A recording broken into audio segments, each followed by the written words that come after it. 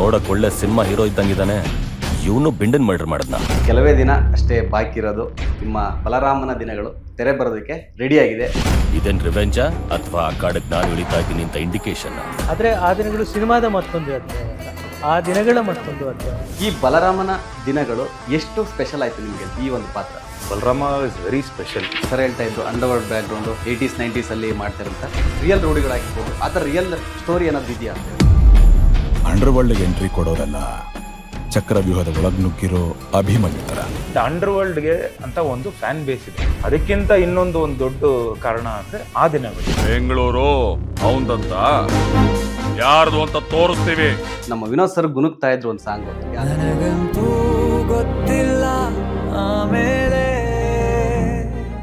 Hi hello boss ಟಿವಿಯ ಸಮಸ್ತ ವೀಕ್ಷಕರಿಗೂ ನಮಸ್ಕಾರ. ನಾನು ನಿಮ್ಮ ತೀರ್ಥಸ್ವಾಮಿ ಬಾಬು. ಇದೇ ಜೂನ್ 26ನೇ ತಾರೀಕು ಥಿಯೇಟರ್ನಲ್ಲಿ ಅಬ್ಬರಿಸಿ ಬೊಬ್ಬಿರ್ದು ಧೂಳೆಬ್ಸೋದಕ್ಕೆ ಬರ್ತಾ ಇರೋ ಸಿನಿಮಾನೇ ಬಲರಾಮನ ದಿನಗಳು. ಸದ್ಯ ಆ ಚಿತ್ರದ ನಿರ್ದೇಶಕರು ಚೈತನ್ಯ ಸರ್ ಅವರು, ಜೊತೆಗೆ ನಮ್ಮ ನಿಮ್ಮೆಲ್ಲರ ಅಚ್ಚುಮೆಚ್ಚಿನ ನಟ ವಿನೋದ್ ಪ್ರಭಾಕ್ ಅವರು ಸದ್ಯ ನಮ್ಮ ಜೊತೆ ಇದ್ದಾರೆ. ಅವರಿಗೆ ಸ್ವಾಗತ ಮಾಡೋಣ. ಸರ್ ನಮಸ್ತೆ. ನಮಸ್ಕಾರ. ಹೇಗಿದ್ದೀರಾ? ಸೂಪರ್, ತುಂಬಾ ಚೆನ್ನಾಗಿದ್ದೀವಿ, ಟೆನ್ಸ್ಡ್ ಆಗಿದ್ದೀವಿ. ಓಕೆ, ಸೊ ಕೆಲವೇ ದಿನ ಅಷ್ಟೇ ಬಾಕಿ ಇರೋದು. ನಿಮ್ಮ ಬಲರಾಮನ ದಿನಗಳು ತೆರೆ ಬರೋದಕ್ಕೆ ರೆಡಿ ಆಗಿದೆ. ಸೊ ಚಿತ್ರದ ಬಗ್ಗೆ ಏನ್ ಹೇಳಕ್ ಇಷ್ಟಪಡ್ತೀರಾ? ಬಲರಾಮ ಆ ಟೈಟಲ್ ಅಲ್ಲೇ ನಮಗೆ ಅಷ್ಟೊಂದು ಬಲ ಇದೆ. ಓಕೆ, ಇದೇ ಜೂನ್ 26 ಬರೋದ್ರಿಂದ ಆಕ್ಚುಲಿ ತುಂಬಾ ಆತಂಕ ಆಗಲಿ, ಭಯ ಆಗಲಿ, ಒಂಥರ ನಮಗೆ ಎವ್ರಿ ಸಿನಿಮಾಗೆ ಇದ್ದೇ ಇರುತ್ತೆ ಅದು. ಹೌದು, ಯಾಕಂದ್ರೆ ನಾವು ಏನ್ ಮಾಡಿರ್ತೀವೋ ಅದು ನಮಗೆ ಖುಷಿ ತಂದ್ಕೊಟ್ಟಿರ್ತೀವಿ, ನಾವು ಸೂಪರ್ ಅಂತ ಅನ್ಕೊಂಡಿರ್ತೀವಿ. ಬಟ್ ಪ್ರೇಕ್ಷಕರ ಮುಂದೆ, ಮಹಾಪ್ರಭುಗಳ ಮುಂದೆ ಹೋದಾಗ್ಲೇನೆ ಗೊತ್ತಾಗೋದು ನಮಗೆ. ಖಂಡಿತ. ಈ ಸಿನಿಮಾ ತುಂಬಾ ಒಂದು ಚೆನ್ನಾಗಿ ಬಂದಿದೆ. ಆಕ್ಚುಲಿ ಏನು ಅಂದ್ರೆ ನೆನ್ನೆ ಜೂನ್ 6 ಮಾದೇವ ರಿಲೀಸ್ ಆಗಿ ಕರೆಕ್ಟಾಗಿ 1 ವರ್ಷಕ್ಕೆ ಮತ್ತೆ ಈ 26ಗೆ ಬಲರಾಮ ಬರ್ತಿರೋದು ಒಂದು ನನ್ನ ಒಂದು ಕರಿಯರಲ್ಲಿ ಒಂದು ದೊಡ್ಡ ಒಂದು. ಓಕೆ, ಬಿಕಾಸ್ ಯೂಶಲಿ 1 ವರ್ಷ, 2 ವರ್ಷ, 3 ವರ್ಷ ಆಗ್ಬಿಟ್ಟಿರೋದು ಕೆಲವು ಟೈಮಲ್ಲಿ ಒಂದು ಸಿನಿಮಾ ರಿಲೀಸ್ ಆಗಿ. ಬಟ್ ರಿಲೀಸ್ ಆಗಿ ಅದು ಸಕ್ಸಸ್ಫುಲ್ ಆಗಿ ಒಂದು ಸಿನಿಮಾ ಆದ್ಮೇಲೆ 2ನೇ ಸಿನಿಮಾ ಮತ್ತೆ ಕರೆಕ್ಟಾಗಿ 1 ವರ್ಷ ಗ್ಯಾಪ್ ಒಳಗಡೆ ಬರ್ತಿರೋದು ಬಹಳನೇ ಖುಷಿ ಇದೆ. And especially working with such a legendary director ತುಂಬಾನೇ ಖುಷಿ ಇದೆ. And huge production house Padmavathi ಅವರು, ಶ್ರೇಯಸ್ ಅವರು ಮಾಡಿರೋದ್ರಿಂದ ತುಂಬಾ ಖುಷಿ ಇದೆ. ಸೊ 26th ಕಾಯ್ತಾ ಇದ್ವಿ. ಓಕೆ ಸರ್, ಚೈತನ್ಯ ಸರ್, ನಿಮ್ದು ಆ ದಿನಗಳು ನನಗೆ ಪಾಸಿಬಲಿ ಥಿಯೇಟ್ರಲ್ಲಿ ನೋಡೋಕೆ ಸಾಧ್ಯ ಆಗಿಲ್ಲ. ಸೊ ನಾನು ಸುಮಾರು ಸಲ ಯೂಟ್ಯೂಬ್ ಆಗಿರ್ಬೋದು, ಒಂದು ಫಿಲಮ್ ಅಂದರೆ ಟಿ ವಿಲಿ ಆಗಿರ್ಬೋದು, ಸಾಕಷ್ಟು ಸಲ ನೋಡಿ. ಅಂದರೆ ಆ ಸಿನಿಮಾನೇ ನಾನು ಟಾಪ್ 5 ಕನ್ನಡದ ಕ್ರೈಮ್ ಸಿನಿಮಾಗಳಲ್ಲಿ ಈ ಥರ ರೋಡಿಸಮ್ ಬ್ಯಾಕ್ಗ್ರೌಂಡ್ ಸಿನಿಮಾ ನೋಡೋದಾದ್ರೆ ನಿಮ್ಮ ಆ ದಿನಗಳು ಖಂಡಿತ ಇದ್ದೇ ಇರುತ್ತೆ ಅದರಲ್ಲಿ. ಸೊ ಅದರಲ್ಲಿ ಯಾವುದೇ ಡೌಟ್ ಇಲ್ಲ. ಸೊ ಆ ಥರ ತುಂಬ ಇಷ್ಟ ಆಯಿತು ವೈಯಕ್ತಿಕವಾಗಿ ನನಗೆ. ಎಲ್ರಿಗೂ ಕೂಡ ಇಷ್ಟ ಆಗಿದೆ ಆ ದಿನಗಳ ಬಗ್ಗೆ. ಅದು ಬೇರೆ ಲೆವೆಲ್ ಒಪಿನಿಯನ್ ಇದೆ. ಸೊ ಈಗ ಬಲರಾಮನ ದಿನಗಳು ಅಂತ ಅದೇ ಒಂದು ಜಾನರಲ್ಲಿ ಮಾಡ್ತಾ ಇದ್ದೀರಾ. ಸೊ ಆ ದಿನಗಳಿಗೂ ಬಲರಾಮನ ದಿನಗಳಿಗೂ ಏನಾದರೂ ಲಿಂಕ್ ಇದೆಯಾ ಅಂತ? ನಾನು ಅದೇ ನಮ್ಮ ಪೋಸ್ಟರಲ್ಲಿ ಹೇಳಿರೋ ಹಾಗೆ ಆ ದಿನಗಳ ಮತ್ತೊಂದು ಅಧ್ಯಾಯ ಇದು. ಆದರೆ ಆ ದಿನಗಳು ಸಿನಿಮಾದ ಮತ್ತೊಂದು ಅಧ್ಯಾಯ ಅಲ್ಲ, ಆ ದಿನಗಳ ಮತ್ತೊಂದು ಅಧ್ಯಾಯ. ಸಾಕಷ್ಟು ಹೋಲಿಕೆ ಇರುತ್ತೆ ಆ ಸಿನಿಮಾಗೂ ಈ ಸಿನಿಮಾಗೂ. ಯಾಕೆಂದರೆ ಅದೇ ನಟರು ಈ ಸಿನಿಮಾದಲ್ಲೂ ಕಾಣಿಸ್ಕೊಂಡಿದ್ದಾರೆ, ಅದೇ ರೀತಿಯ ಯೂನಿವರ್ಸ್ ಈ ಸಿನಿಮಾದಲ್ಲೂ ಕಟ್ಟುವ ಪ್ರಯತ್ನವನ್ನು ಮಾಡಿದ್ವಿ. ಆ ದಿನಗಳ ಸಿನಿಮಾ ಒಂದು 100% ಸತ್ಯಕತೆ, ಅಥೆಂಟಿಕ್ ಆದಂಥ ಒಂದು ಕಥೆ ಆಗಿತ್ತು. ಅಗ್ನಿಶ್ರೀಧರ್ ಅವರು ಅದನ್ನ ಬರೆದಿದ್ರು, ಅಗ್ನಿಶ್ರೀಧರ್ ಅವರ ಪ್ರಪಂಚವನ್ನು ಕಂಡಿದ್ರು, ಅವರೇ ಅದನ್ನ ಸ್ಕ್ರಿಪ್ಟ್ ಮಾಡಿ ಅದನ್ನ ಹಾಕಿ ಪ್ರೆಸೆಂಟ್ ಮಾಡಬೇಕು ಅಂತಿದ್ರು. ಆ ರೀತಿ ನಾನು ಅದನ್ನ ನಿರ್ದೇಶನ ಮಾಡಿದೆ. ಈ ಸಿನಿಮಾದಲ್ಲಿ ನನ್ನ ಕಥೆ, ಚಿತ್ರಕಥೆ ಹಾಗೂ ನಿರ್ದೇಶನ ಇದೆ.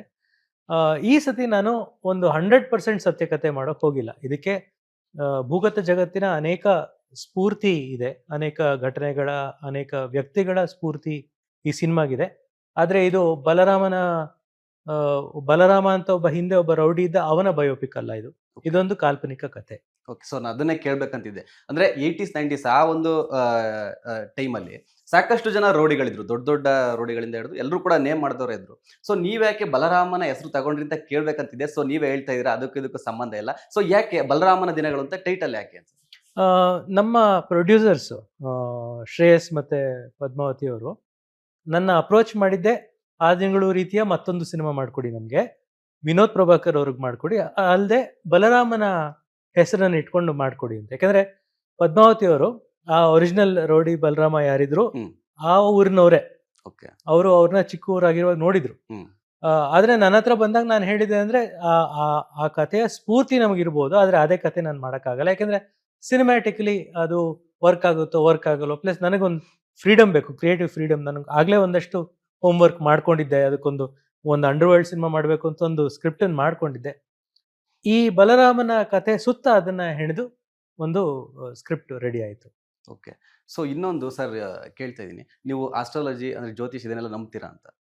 ಕೆಲವು ಸತಿ ನಂಬ್ತೀನಿ, ಕೆಲವು ಸತಿ ನಂಬಲ್ಲ. ಅದೇನಂದರೆ ಗೊತ್ತಾಗೋದಿಲ್ಲ.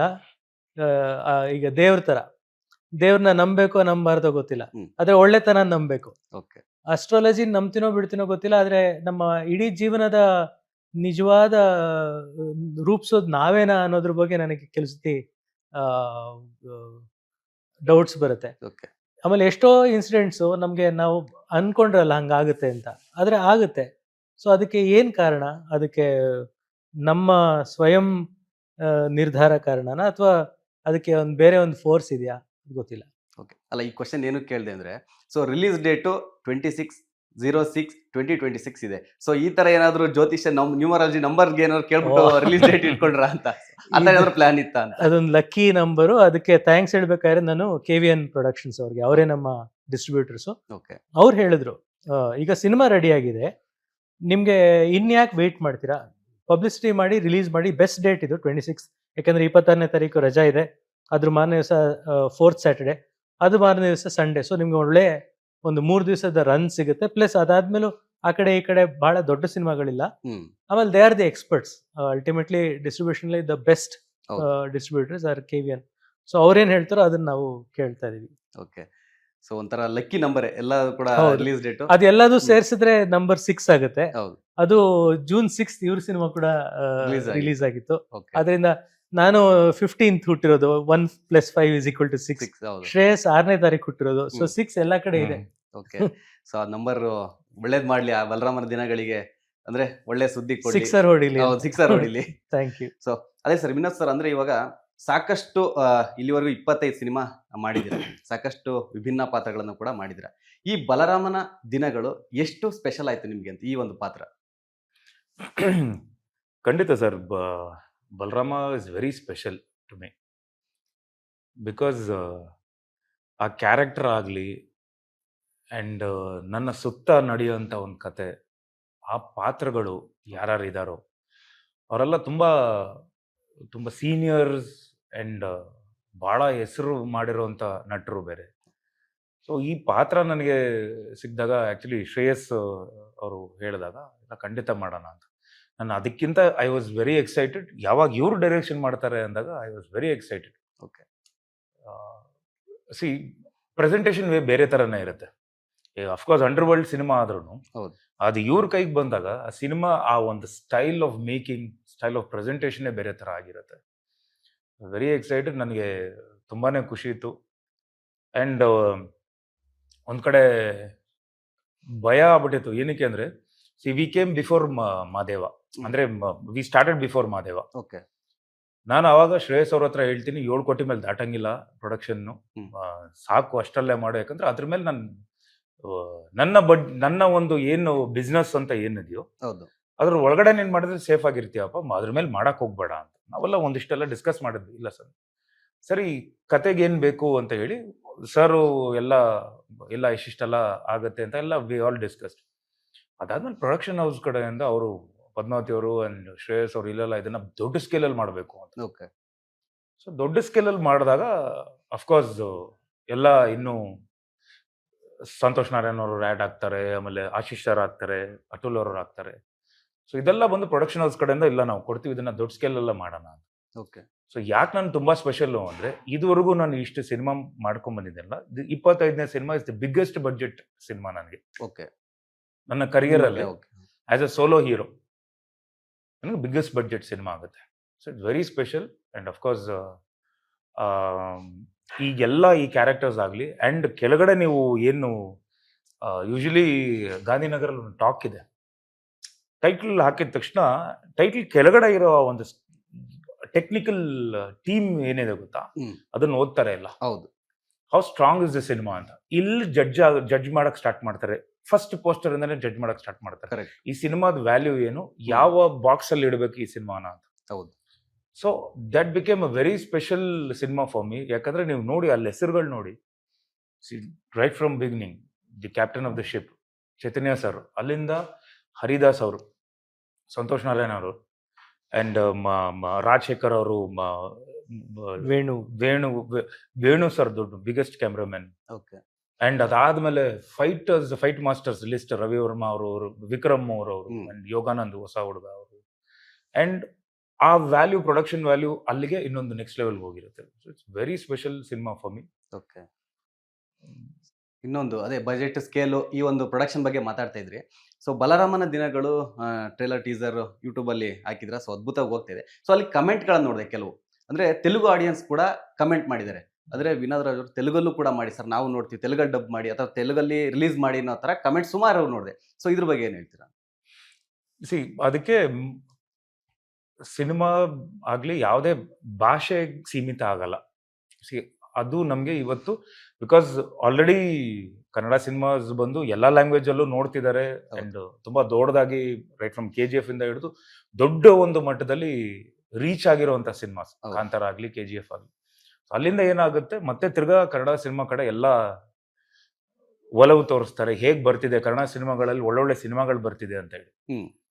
ಸೊ ಅಲ್ಲಿ ಅಂಡ್ ಅಫ್ಕೋರ್ಸ್ ತೆಲುಗು ಆಡಿಯನ್ಸ್ ಅವ್ರಿಗೆ ನಾನು ಹೊಸಬ ಅಲ್ಲ. ವಿನೋದ್ ಪ್ರಭಾಕರ್ ಇಸ್ ನಾಟ್, ನೀವು ಯಾಕೆ ನಾನು ಹೊಸಬ ಅಲ್ಲ ಅಂದ್ರೆ it is not because of me. ನಮ್ಮ ತಂದೆ ಪ್ರಭಾಕರ್ ಅವರು, ಟೈಗರ್ ಪ್ರಭಾಕರ್ ಅವರು was known as Kannada Prabhakar ಅವರಲ್ಲಿ. ಸೊ ಅವ್ರಿಗೆಲ್ಲ ತುಂಬಾ one of the famous actor from Kannada ಇಂಡಸ್ಟ್ರಿಯಿಂದ ಅಲ್ಲಿ. ಸೊ ಎವ್ರಿ ಟೈಮ್ ಈಗ again I am taking Madeva as an example. ಹಿಂದಿಯಲ್ಲಿ ಡಬ್ ಆಗಿ ಐ ಥಿಂಕ್ 2-3 months ಬ್ಯಾಕ್ ಏನೋ ಬರುತ್ತೆ. ಬಿಕಾಸ್ ಹಿಂದಿ ಬಿಸ್ನೆಸ್ ನಾನು ತುಂಬಾ ಬೇರೆ ಸಿನಿಮಾಗಳಲ್ಲಿ ತುಂಬಾ ಚೆನ್ನಾಗಿ ಆಗಿರುತ್ತೆ ಡಬ್ಬಿಂಗ್ ಬಿಸ್ನೆಸ್. ಬಟ್ ರಿಲೀಸ್ ಆಗಿ ಏನು ಪ್ರಮೋಷನ್ ಎಲ್ಲ ನಮಗೆ ಗೊತ್ತಿರಲ್ಲ, ಸಡನ್ ಆಗಿ ಯೂಟ್ಯೂಬ್ ಅಲ್ಲಿ ನೋಡಿದಾಗ ಸಿನಿಮಾ ಇದೆ, ಫುಲ್ ಸಿನಿಮಾ ಅಂತ ಪ್ಲೇ ಮಾಡಿ ನೋಡಿದ್ರೆ ಹೌದು ಕರೆಕ್ಟ್ ಅಂತ. ರಿಲೀಸ್ ಆಗಿ 2ನೇ ದಿನಕ್ಕೆ 10 ಲಕ್ಷದ ಮೇಲೆ ಕ್ರಾಸ್ ಆಗಿತ್ತು. ಇವತ್ತಿಗೆ ಸುಮಾರು ಅರೌಂಡ್ 70 lakh ಏನೋ ಹೋಗಿದೆ. ಅದರಲ್ಲಿ ಸುಮಾರು ಒಂದು 1200-1300 ಕಮೆಂಟ್ ಇದೆ. ನೀವು ಪ್ರತಿ ಒಂದು ಕಮೆಂಟ್ ಓದಿ ಅಲ್ಲಿ ಎಷ್ಟು ಅಪ್ರಿಶಿಯೇಟ್ ಮಾಡಿದ್ದಾರೆ ಅಂದ್ರೆ, ನಾನು ಯಾರು ಅಂತ ಗೊತ್ತಿಲ್ಲ, ಅಥವಾ ನಾನು ಆಸ್ ಅನ್ ಆಕ್ಟರ್ ಅಷ್ಟೇ ಗೊತ್ತಿರೋದು, ಪರ್ಸನಲ್ ಆಗಿ ಏನೂ ಗೊತ್ತಿಲ್ಲ.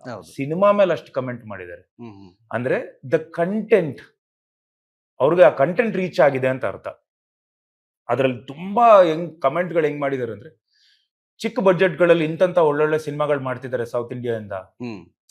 ಆಮೇಲೆ ಕೆಲವರು ಯಾರೋ ಹಾಕಿದ್ದಾರೆ, ಅಯ್ಯೋ ನನ್ ಹಾಳಾಗ್ ಸ್ಟಾರ್ಟ್ ಆಗಿದೆ, ಇನ್ನೂ ನಿಲ್ಸಕ್ಕೆ ಆಗ್ತಿಲ್ಲ, ನನ್ ಹಾಳಾಗ್ ಸ್ಟಾರ್ಟ್ ಆಗಿ ಆತರ ನನಗೆ. ಅಂಡ್ ಯಾರೋ ಒಬ್ಬ ಹಾಕಿದಾನೆ, ದಯವಿಟ್ಟು ಈ ಸಿನಿಮಾ ನೋಡ್ಬೇಡಿ, ನನಗೆ ಕರಳು ತುಂಬಾ ಕಿಚ್ಚುತ್ತಾ ಇದೆ, ನನ್ಗೆ ಆಗ್ತಿಲ್ಲ, ಈ ತರದ್ ಕಮೆಂಟ್ಗಳಿದೆ. ಸೊ ಕನ್ನಡ ಸಿನಿಮಾಗಳನ್ನ ಅವರು ನೋಡ್ತಿದ್ದಾರೆ. So they are waiting to see cinemas like this. And ಅಂಡರ್ ವರ್ಲ್ಡ್ಗೆ ಅಂತ ಒಂದು ಫ್ಯಾನ್ ಬೇಸ್ ಇದೆ. ನಿಮ್ ಎಲ್ಲಾ ಸಿನಿಮಾಗಳಿಗೂ ಅಲ್ಲ, ಅಂಡರ್ ವರ್ಲ್ಡ್ಗೆ ಅಂತ ಅದು ಬೇರೆ ತರದ್ದೇ ರೀಚ್ ಇರುತ್ತೆ. ಸೊ ಅವರೆಲ್ಲ they're all waiting to watch ಬಲರಾಮನ ದಿನಗಳು. ಅಂಡ್ ಮೋರ್ ಓವರ್ ಅದಕ್ಕಿಂತ ಇನ್ನೊಂದು ದೊಡ್ಡ ಕಾರಣ ಅಂದ್ರೆ ಆ ದಿನಗಳು.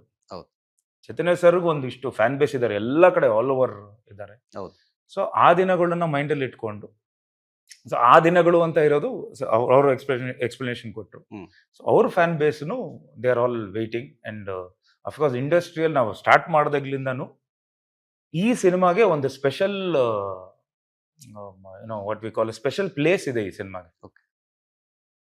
ಸೊ ಅದೇ ಸರ್ ಹೇಳ್ತಾ ಇದ್ರು, ಅಂಡರ್ವರ್ಲ್ಡ್ ಬ್ಯಾಕ್ಗ್ರೌಂಡು 80s 90s ಅಲ್ಲಿ ಮಾಡ್ತಾರಂತ.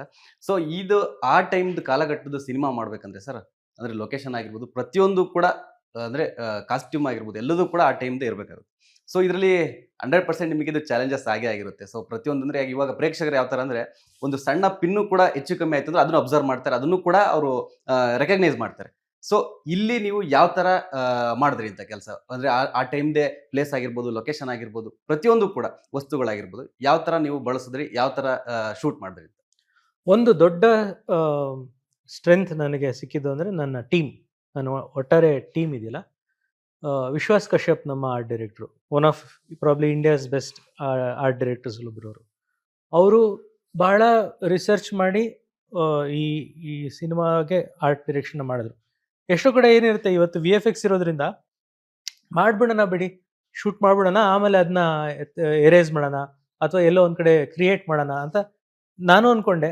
ಆಗೆಲ್ಲ ವಿಶ್ವಾಸ್ ಅವರು ಬೇಡ ಸರ್, ನಾವು ಕ್ರಿಯೇಟ್ ಮಾಡೋಣ, ಆ್ಯಕ್ಚುಲ್ ಸೆಟ್ಟೇ ಹಾಕೋಣ ಅಥವಾ ಅದನ್ನ ಮಾಡಿಕೊಡ್ತೀನಿ ನಿಮಗೆ, ನೀವು ಯಾಕೆ VFX ಅಲ್ಲಿ ಹೋಗಿ ನಾಳೆ ಅದು ಸರಿಯಾಗದಿದ್ರೆ ಅಥೆಂಟಿಸಿಟಿ ಹೊಡೆಸ್ಕೊಳ್ಳುತ್ತೆ, ನಾನು ಅದು ಮಾಡ್ಕೊಡ್ತೀನಿ ಅಂತ ಹೇಳ್ತಿದ್ರು.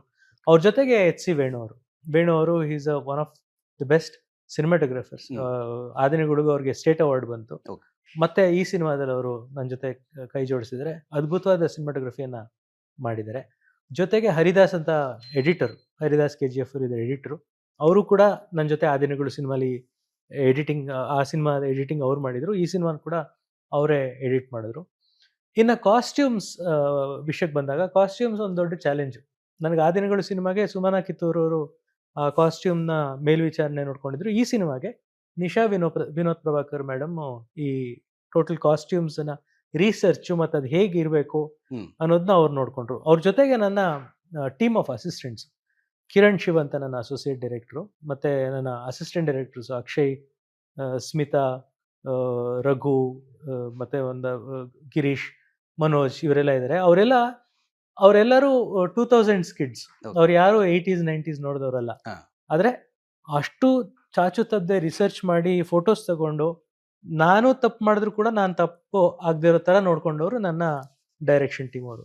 ಸೊ ಇವರೆಲ್ಲ ಸೇರಿ it's ultimately a film is a team effort. I got a very great team. ಅವರಿಂದ ನಾನು ಈ ರೀತಿ 80s 90s ರೀಕ್ರಿಯೇಟ್ ಮಾಡೋಕ್ಕೆ ಸಾಧ್ಯ ಆಯಿತು. ಒಂದು ಏನು ಮಾಡಿದೆ ಅಂತಂದರೆ, ಈ ಸಿನಿಮಾ ಭಿನ್ನವಾಗಿ ಕಾಣಿಸ್ಬೇಕು ಅಂತಂದರೆ ಅದು ನೋಡುವಾಗಲೇ ಅದು ಎಲ್ಲೋ ಒಂದು ಕಡೆ ಒಂದು ಬೇರೆ ಸೆಳೆತ ಇರಬೇಕು. ಅದರಿಂದ ಏನು ಮಾಡಿದೆ, ಒಂದಷ್ಟು ಕಲರ್ಸನ್ನೇ ನಾನು ಇಡೀ ಪ್ಯಾಲೆಟಿಂದ ತೆಗೆದುಬಿಟ್ಟೆ. ಯಾವ ಸೆಟ್ಟು, ಕಾಸ್ಟ್ಯೂಮು ಎಲ್ಲೂ ಆ ಕಲರ್ಗಳೇ ಇರಬಾರ್ದು ಅಂತ.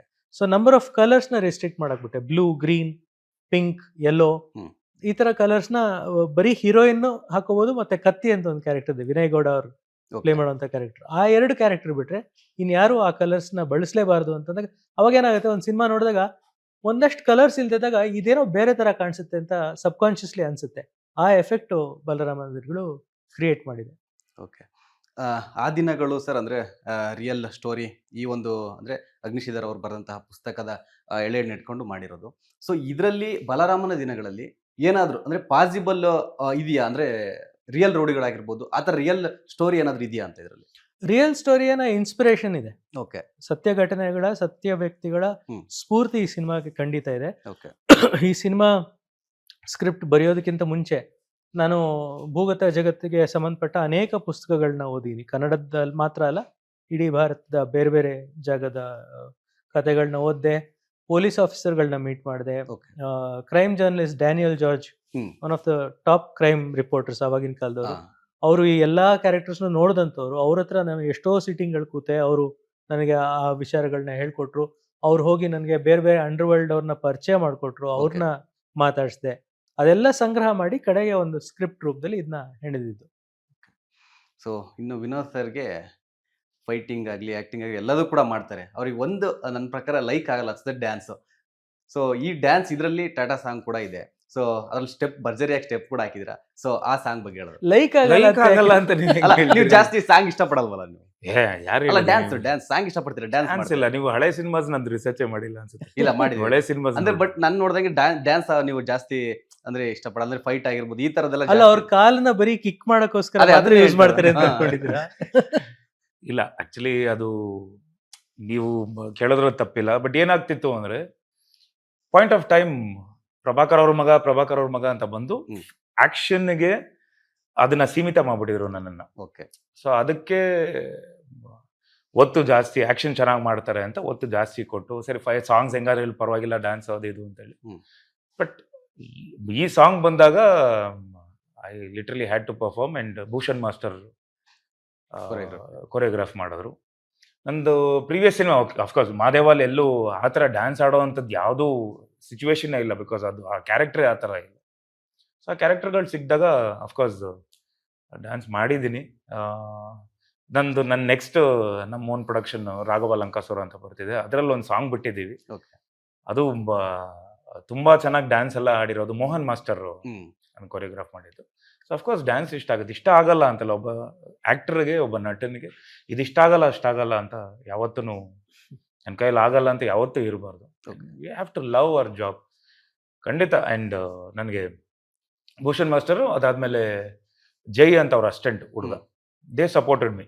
And of course dancers. ನಾನು ರೂಮಲ್ಲಿದ್ದೆ, ಸೊ ನಂಗೆ ಕಳಿಸ್ಬಿಡಿ ರಿಹರ್ಸಲ್. ಯೂಶಲಿ ಏನು ಮಾಡ್ತೀವಿ ಅಂದರೆ ರಿಹರ್ಸಲ್ ಕಳಿಸ್ಬಿಡಿ, ನಾನು ಮೊಬೈಲಲ್ಲಿ ನೋಡ್ಕೊತೀನಿ ಅಂತ ಹೇಳಿ. ಸೊ ವರ್ಕೌಟ್ ಇನ್ ಬಿಟ್ವೀನ್ ನಾನೇನು ವಾರ್ಮ್ ಅಪ್ ಏನು ಮಾಡ್ತೀನಿ 2 days ಬಿಫೋರ್ ಕಳಿಸಿದ್ರು, ನೋಡ್ಕೊಂಡು ನಾನು ಒಬ್ಬನೇ ಒಂದಿಷ್ಟೆಲ್ಲ ಸ್ಟೆಪ್ಸು ರಿಹರ್ಸ್ ಮಾಡ್ಕೊಂಡು ಬಂದೆ. ಫ್ಲೋರಿಗೆ ಬಂದು ಮೇ ಬಿ 1-2 ಮಾನಿಟರ್ ಮಾಡ್ಬಿಟ್ಟು ಆಮೇಲೆ we shot. And of course the whole team crew support ಇಲ್ಲದೆ ನಾವು ಯಾರೂ ಅಷ್ಟು ಚೆನ್ನಾಗಿ ಪರ್ಫಾರ್ಮ್ ಮಾಡೋಕ್ಕಾಗಲ್ಲ. ಹೌದು. I am right from scratch. ನಾನು ಹೇಳ್ತಿರೋದು, ಒಬ್ಬರು ಲೈಟ್ ಮ್ಯಾನಿಂದ ಹಿಡಿದು ಪ್ರತಿಯೊಬ್ಬರು ಒಂದು ಸಿಂಕಲ್ಲಿ ಇರಬೇಕು. ಅಂದರೆ ಎಲ್ಲರೂ ಒಂದು ಮೈಂಡ್ ಸೆಟ್ಟಲ್ಲಿ ಇದ್ರೆ ಮಾತ್ರ ಆ ಪ್ರಾಡಕ್ಟ್ ಚೆನ್ನಾಗಿ ಬರೋಕ್ಕೆ ಸಾಧ್ಯ. ಹೌದು. ಇಲ್ಲಾಂದ್ರೆ ಒಬ್ರು ಸುಮ್ಮನೆ ನಾವೆಲ್ಲ ಪರ್ಫಾರ್ಮ್ ಮಾಡ್ತಿರ್ತೀವಿ, ಒಬ್ರು ಲೈಟ್ ಮ್ಯಾನ್ ಏನೋ ಒಂದು ಬೇಜಾರಲ್ಲಿ ಹಿಂಗೆ ತಿರ್ಗಿಸ್ಬಿಟ್ರು 1 more ತಿರ್ಗಾ, ಇಲ್ಲ ಏನೋ ಪಿನ್ ತೆಗೆದುಬಿಟ್ರು, ಇಲ್ಲ ಕ್ಯಾಮ್ರಾ ಅಸಿಸ್ಟೆಂಟ್ ಫೋಕಸಿಂಗ್ ಬಿಟ್ರು.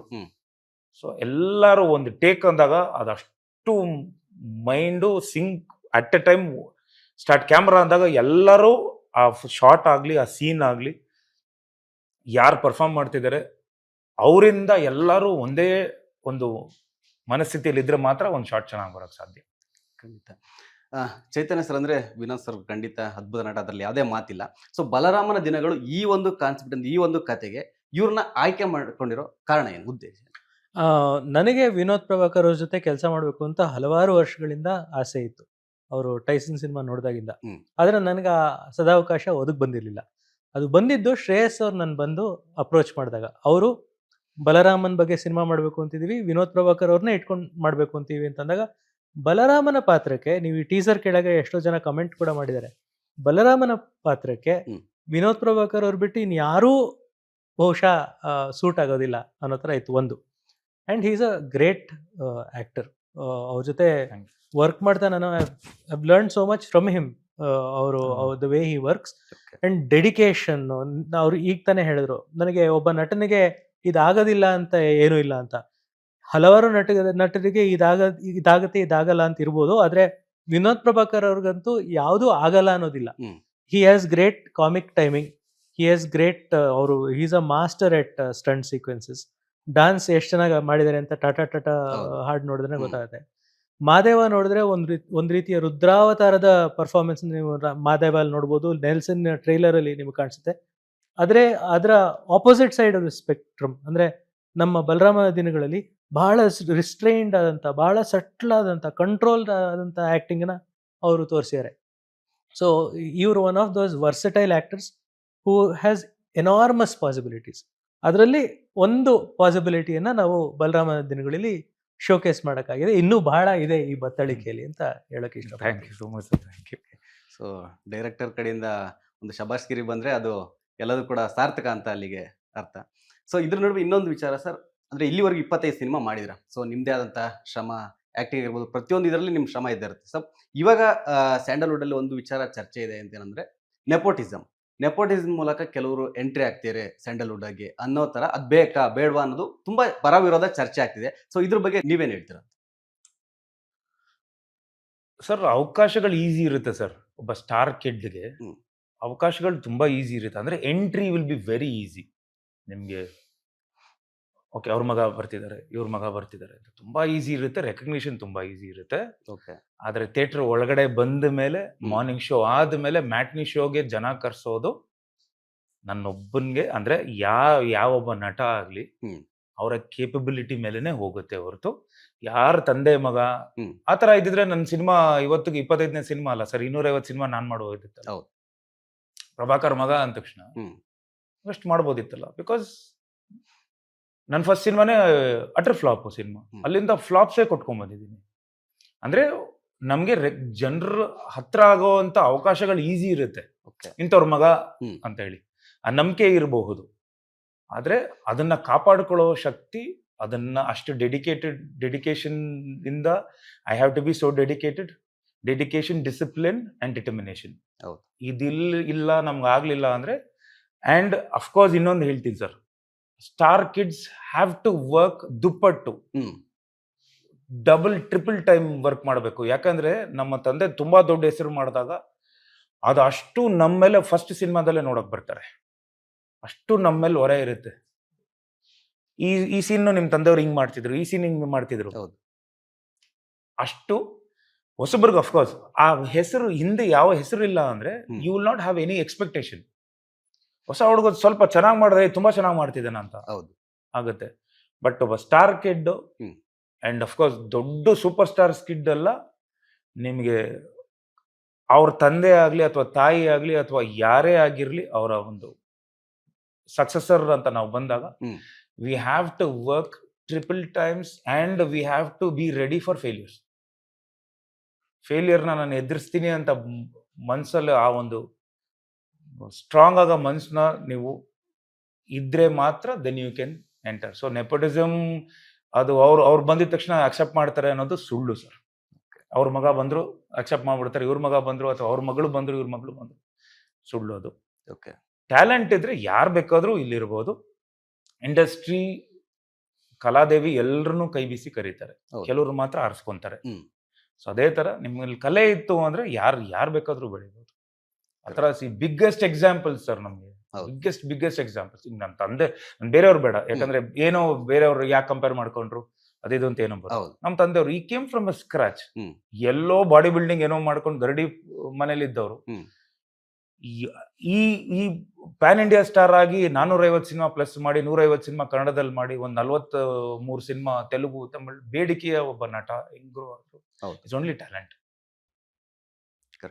ನಾನು ಬಂದಿದ ತಕ್ಷಣ ಅದನ್ನ ಕ್ಯಾರಿ ಮಾಡ್ಕೊಂಡು ಅಷ್ಟು ನನ್ನ ಫಸ್ಟ್ ಸಿನಿಮಾದಲ್ಲಿ ಬಂದು ಕೂತ್ಕೊಂಡ್ರು. ಕಾಡಿನ ರಾಜದಲ್ಲಿ ನಿಮ್ಮ ತಂದೆ ಹಿಂಗ್ ಮಾಡಿದ್ರು, ಓಕೆ ಇದು ರಾಂಗು, ಇದಿಲ್ಲ, minus minus minus minus minus minus, ಅಲ್ಲಿಗೆ ನಾನು ಪ್ಲಸ್ ಆಗಕ್ಕೆ ಒಂದೊಂದು. ಅದಾದ್ಮೇಲೆ ನಮ್ಮ ತಂದೆ ಪ್ರಭಾಕರ್ ಅವ್ರನ್ನ ಬಿಟ್ಟು ಮಗನ್ನ ಇವನ್ ಏನ್ ಪರ್ಫಾರ್ಮ್ ಮಾಡ್ತಾನೆ ಅಂತ ನೋಡಕ್ ಬಂದಾಗ ಅಲ್ಲಿಂದ ನನ್ನ ಒಂದು ಗ್ರೋತ್ ಸ್ಟಾರ್ಟ್ ಆಗಿತ್ತು. ಓಕೆ.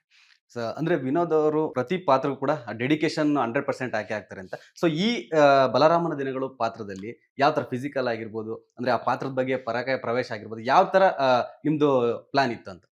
ಸರ್ ಅಫ್ಕೋರ್ಸ್ ಇವನ್ ಮಾದೇವ ಅಗೇನ್ ಅಲ್ಲಿಂದ ನಾನು ಸ್ಟಾರ್ಟ್ ಮಾಡಿದ್ದು. ನಂಗೆ ಆ ಥರ ಕ್ಯಾರೆಕ್ಟರ್ಸ್ ಆ್ಯಕ್ಚುಲಿ ಬಂದು ಟು ಬಿ ಫ್ರ್ಯಾಂಕ್, ನಾನು ಮಾದೇವ ಅಂತ ಒಂದು ಕ್ಯಾರೆಕ್ಟರ್ ಬಂದಾಗ ನಾನು ಹಂಗೆ ಲಾಕ್ ಮಾಡ್ಕೊಂಬಿಟ್ಟೆ. ಒಳ್ಳೆ ಈ ಓಡಾ ಲಾಕ್ ಮಾಡ್ಕೊಳ್ಳುತ್ತೆ ಗೊತ್ತಾ, ಆ ಥರ ಲಾಕ್ ಮಾಡ್ಕೊಂಬಿಟ್ಟೆ ಡೈರೆಕ್ಟರ್ನ. ಸರ್ ನನ್ಗೆ ಈ character I was expecting, I was waiting for such character. ನನ್ಗೇನು ಗೊತ್ತಾ, ನನಗೆ ಆ್ಯಸ್ ಎನ್ ಆ್ಯಕ್ಟರ್ ನಾನು ಪ್ರೂವ್ ಮಾಡ್ಕೋಬೇಕಾಗಿತ್ತು. ಫೈಟರ್ದಾಯ್ತು, ಇದಾಯ್ತು, ಇದೆಲ್ಲ ಆಯ್ತಲ್ವ. ನಾನು ಮಾದೇವ ಪ್ರತಿ ಇಂಟರ್ವ್ಯೂಲ್ಲಿ ಹೇಳ್ತಿದ್ದೆ, ಆಸ್ ಅನ್ ಆ್ಯಕ್ಟರ್ ನನ್ನಲ್ಲಿ ಇದೇ ಟ್ಯಾಲೆಂಟ್ ಇದೆ, ನೀವು ಖಂಡಿತ ನೋಡ್ತೀರಾ ನೀವು ಅಂತ. ಸೊ ಅಲ್ಲಿಂದ ನಾನು ಡಿಸೈಡ್ ಮಾಡಿದ್ದು ಒಂದು script at a time. I work only one cinema at a time, ಒಂದು ಸ್ಕ್ರಿಪ್ಟ್. ಯಾಕೆ ನಾನು ಮಾಡ್ತಿದ್ದೀನಿ ಅಂದ್ರೆ ಸ್ವಿಚ್ ಆಗಲ್ಲ ನನಗೆ. ಇಲ್ಲಿ ಬೆಳಗ್ಗೆ ಒಂದು ಸಿನಿಮಾ ಮಾಡ್ಬಿಟ್ಟು ಅಥವಾ ನಾಳೆಯಿಂದ ಇನ್ನೊಂದು ಸ್ಕ್ರಿಪ್ಟ್ ಹಾಕೊಳ್ಳಿ ನಾನು ಅಲ್ಲಿ ಇಮಿಡಿಯೇಟ್ ಬಂದು ಚೇಂಜ್ ಆಗ್ತೀನಿ ಅನ್ನಲ್ಲ. Okay. Total physically I want to change. ಆ ಕ್ಯಾರೆಕ್ಟರ್ಗೆ ನಮಗೆ ಅದು ಅನ್ಸ್ಬೇಕು. ನಿಮಗೆ ಒಬ್ರು 70 ರೂಪಾಯಿ ಅಂತ ಇಟ್ಕೊಳ್ಳಿ, ಒಂದು BC ಇಂದ 70 ಇಂದ 500 ಇಂದ 1000 ರೂಪಾಯಿ ಕೊಟ್ಟು ಒಬ್ಬ ಪ್ರೇಕ್ಷಕರು ಬಂದು ನಿಮ್ಮಲ್ಲಿ ನಂಬಿಕೆ ಇಟ್ಕೊಂಡು ಬಂದು ನೋಡ್ತಾರೆ. ಥಿಯೇಟರ್ ಒಳಗ್ ಕರ್ಸೋ ಅಂತ ಶಕ್ತಿ ಒಬ್ಬ ಆಕ್ಟರ್ಗೆ ಇರುತ್ತೆ. ನಾವು ಅದನ್ನ ಉಡಾಫೆಯಾಗ ನಾನು ಹೆಂಗಾದ್ರೂ ಮಾಡ್ತೀನಿ ಅನ್ನೋದಲ್ಲ. We have to be so dedicated. ನಾವು ಒಂದು ಪ್ರತಿಯೊಂದು, ನನ್ಗೆ ಈ ಸಿನಿಮಾನು ಅಷ್ಟೇ ಹಂಗೆ ಮಾಡಿದ್ದು. ಒಂದು 3 months ಇಂದ we sat together, we spoke so much, we fought, ಜಗಳ ಆಡಿದ್ವಿ ಎಷ್ಟೊಂದ್ ಸಲ. ನಾವು ಇಲ್ಲ ಸರ್ ಇದು ಬೇಕು, ಇದು ಬೇಡ, ಬೇರೆ ಯಾವ್ದಕ್ಕಲ್ಲ, ಆಸ್ತಿ ಪಾಸ್ತಿಗೇನು ಜಗಳ ಆಡಿಲ್ಲ ನಾವು.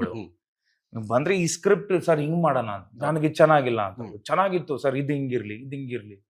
Then we all sat together, ಒಂದು ಮೈಂಡ್ ಸೆಟ್ ಅಲ್ಲಿ ಕುತ್ಕೊಂಡ್ವಿ ಎಲ್ಲ, ಒಬ್ಬೊಬ್ರು ಆಗಿ ಸೇರ್ಕೊಂಡ್ರು.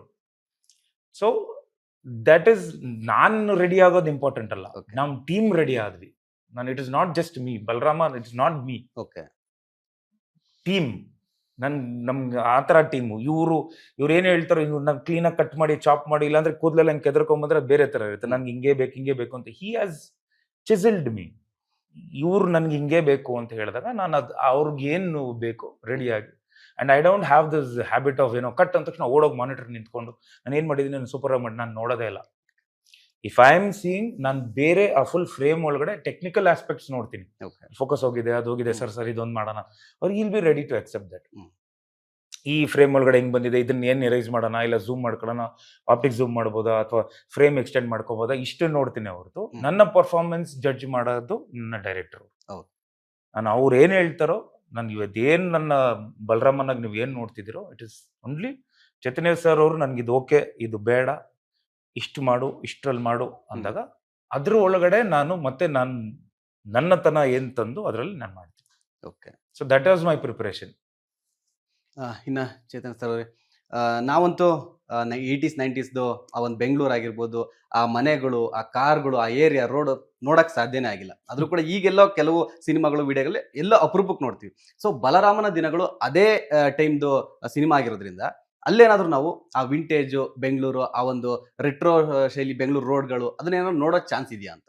ಖಂಡಿತ ಹೌದು. ಯಾಕೆಂದ್ರೆ ನಾನು ಯಶಸ್ವಿತಿ ನಾನೇ ನನ್ನ ಮಗಳಿಗೆ ಹೇಳ್ತಿರ್ತೀನಿ, ನಾನು ಬೆಳೆದಿದ್ದ ಸಮಯ ನೀನ್ ನೋಡಿಲ್ಲ, ಅವಾಗ ಹೇಗಿತ್ತು ಅನ್ನೋದು ನೀನ್ ನೋಡಿಲ್ಲ. ಅವಳಿಗೆ 21 ವರ್ಷ. ಓಕೆ. ಅವಳು ಹೇಗ್ ನೋಡಕ್ ಸಾಧ್ಯ? ಹೌದು.